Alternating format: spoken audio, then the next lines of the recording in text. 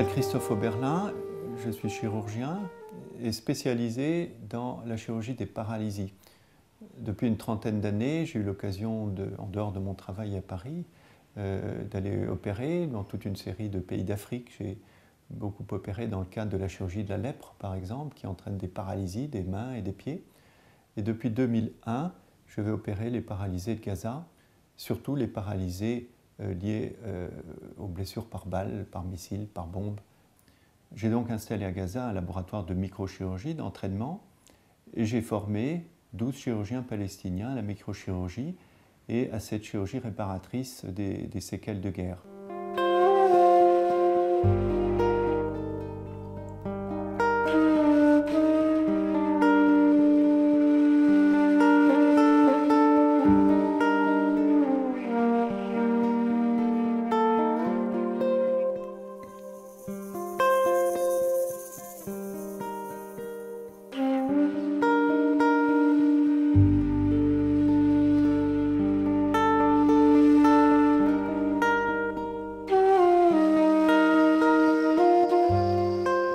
Au cours de ces 10 années, avec mes équipes, nous avons opéré plus de 1000 blessés dans la bande de Gaza. Et bien entendu, à chacun de nos séjours, qui se renouvellent 3 fois par an pour une durée de 8 à 9 jours, eh bien nous avons beaucoup de travail. Mais en même temps, nous voyons, nous observons des personnes, nous rencontrons les uns et les autres, nous écoutons ce qui nous est dit. Et finalement, après chaque mission, j'ai eu l'occasion d'écrire une ou deux petites chroniques, des faits saillants, des rencontres curieuses que j'ai pu avoir l'occasion de faire au cours de mon séjour. Et ce sont ces chroniques finalement assemblées qui ont donné ce petit livre. Il m'a semblé important, en dehors des rapports techniques qui sont ceux que j'envoie régulièrement à ceux qui nous soutiennent, aux organisations qui nous soutiennent, au consulat de France qui nous soutient, eh bien, il m'a semblé important de donner la parole aux habitants de Gaza, de ceux que je rencontrais, d'autant plus que Gaza, finalement, à travers nos médias, n'est connu qu'à l'occasion de faits dramatiques, généralement ponctuels. Qui sont ces habitants, comment ils vivent, qu'est-ce qu'ils pensent, quels sont leurs espoirs. Eh bien, c'est ça que j'ai voulu raconter dans ces chroniques.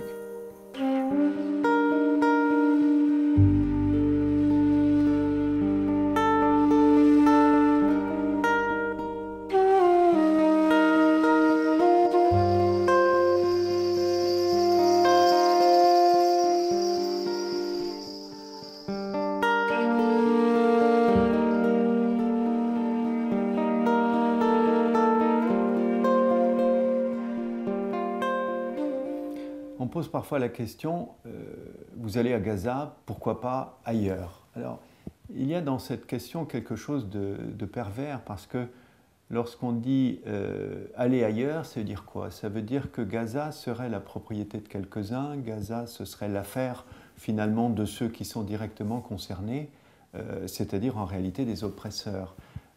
Donc Gaza n'est pas l'affaire de quelques-uns. Gaza est une cause universelle, la cause des Palestiniens est une cause universelle. C'est finalement le dernier conflit colonial qui existe sur cette planète. C'est une population qui est soumise, que ce soit à l'intérieur d'Israël ou de la bande de Gaza, à une discrimination, à un siège en ce qui concerne Gaza, qui, rappelons-le, est un crime de guerre qui est condamné par les conventions de Genève.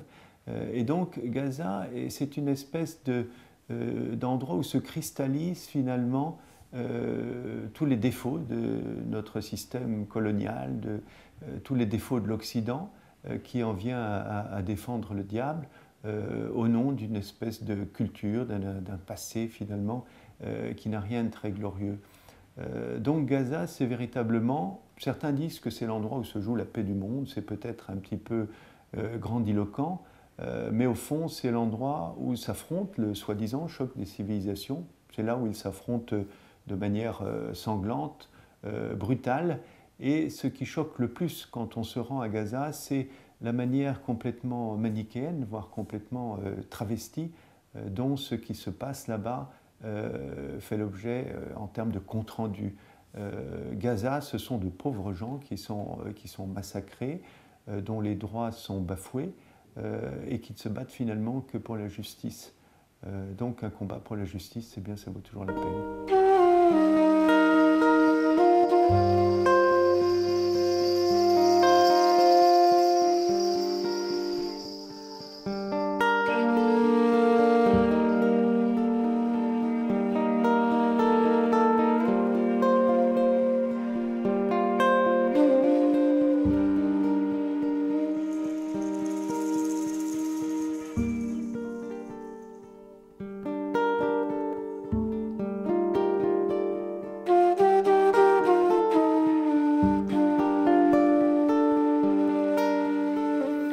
À travers le témoignage de mon livre, eh bien, on voit par exemple que la Terre ne s'est pas arrêtée de tourner à partir du moment où le Hamas a gagné les élections et a pris le pouvoir dans la bande de Gaza.